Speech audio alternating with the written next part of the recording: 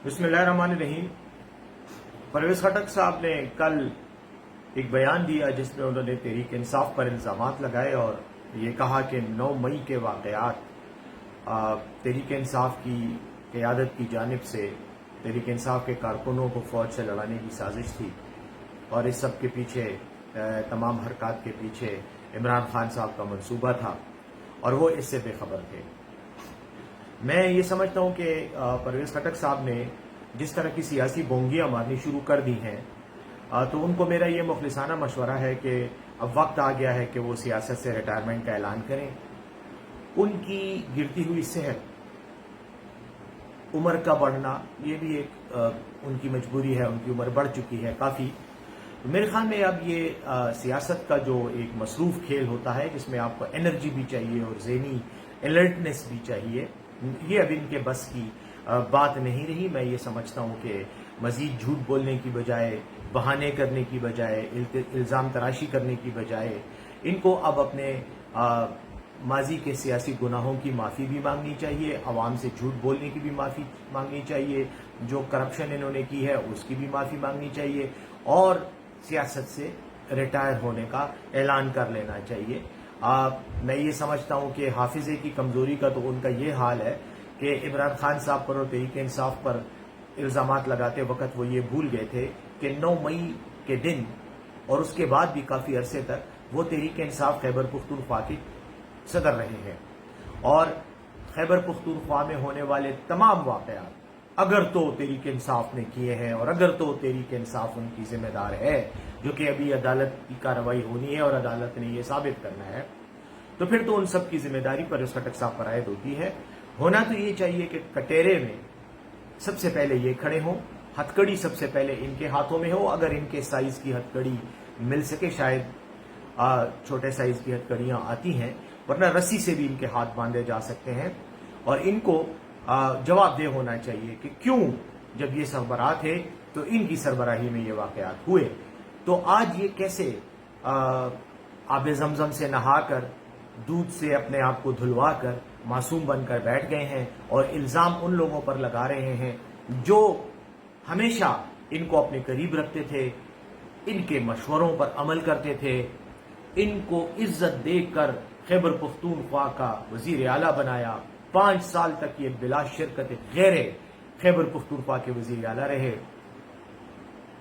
बड़े फायदे हासिल किए, बहुत सी मराहत हासिल की। वो हिसाब ये अल्लाह को देंगे, क्योंकि जाहिर है पाकिस्तान की अदालतों से तो हमें ये तवक्को इसलिए नहीं है कि वो इस वक्त दूध से धुल चुके हैं, आब ज़मज़म से नहा चुके हैं और वो इस वक्त बाज़ वजूहात की बिना पे बिल्कुल मासूम बनकर बैठ गए हैं। लेकिन अल्लाह की अदालत है, इंशाअल्लाह अल्लाह उनसे पूछेगा। लेकिन अब चूंकि वो इकबाल जुर्म कर चुके हैं और कल के बयान में उन्होंने कह दिया था कि 9 मई को ये सब कुछ हुआ और वो उस वक्त खैबर पुख्तूनख्वा के सदर थे पाकिस्तान तहरीक इंसाफ के, तो जिम्मेदारी तो उन पर आयद होती है और इस जुर्म में एआनत जुर्म और क़यादत जुर्म के ये जिम्मेदार हैं, इसलिए इनके खिलाफ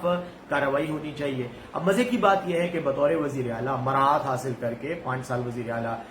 के दफ्तर के मजे लूट कर, ओहदे के मजे लूट कर, हलवे डिकार कर, आज इन्हें याद आया कि तहरीक इंसाफ इन सारी गलत वाक़यात की जिम्मेदार थी और अब इन्होंने तमाम मलबा तहरीक इंसाफ की उस क़यादत पर डालना शुरू कर दिया है जो आज जेलों में है, जो आज अपना जवाब नहीं दे सकते, जो अपने ऊपर लगाए गए इल्ज़ामात की वजाहत भी नहीं कर सकते। मैं परवेज खटक साहब को यह मशवरा दूंगा कि आपकी सियासत मर चुकी है। आप अपनी मरी हुई सियासत में इल्ज़ाम तराशी की बुनियाद पर झूठे और लग़्व और बेबुनियाद बातें करके आप अपनी मरी हुई सियासत में जान डालने की कोशिश ना करें। उसकी वजह यह है कि आपकी जो नाम नेहाद पार्टी है वो तो पैदा होते ही मर गई थी, पैदा होते ही मरने के बाद उसका चेलम भी हो गया है, लेकिन आप भूल चुके हैं क्योंकि आपका हाफसा काम नहीं करता, उम्र की ज्यादती है, सिगरेट भी आप बहुत पीते हैं, सिगरेट के अंदर आप बहुत कुछ और भी पीते हैं, तो इसलिए आपका हाफजा भी कमजोर हो गया। आपके जो मेमोरी सेल्स हैं उन्होंने काम करना छोड़ दिया है और इस उम्र में उनको रिवाइव भी नहीं किया जा सकता। इस तरह का कोई हार्मोन अभी तक नहीं बना, इस तरह की कोई मेडिसिन अभी तक नहीं बनी کہ جو آپ کے ان میموری سیلز کو دوبارہ ری ایکٹیویٹ کر کے ریجوینیٹ کر کے آپ کے حادثے کو ٹھیک کرے. تو اس لیے میرا آپ کو مشورہ ہے کہ آپ اس طرح کی فضول قسم کے بیان بازی نہ کریں. آپ کے ان بیانات سے پشتونوں کی بدنامی ہوتی ہے، کیونکہ پشتونوں کی یہ بدقسمتی ہے کہ آپ پشتون ہو، آپ ان کی نسل میں پیدا ہوئے ہو. اب مسئلہ یہ ہے کہ ہم آپ کو یہ تو کہہ نہیں سکتے کہ آپ پشتون نہیں ہیں. کم از کم اتنا ضرور اس قوم پر احسان کریں، اس قوم کو مزید بدنام نہ کریں. احسان فراموشی، محسن کشی،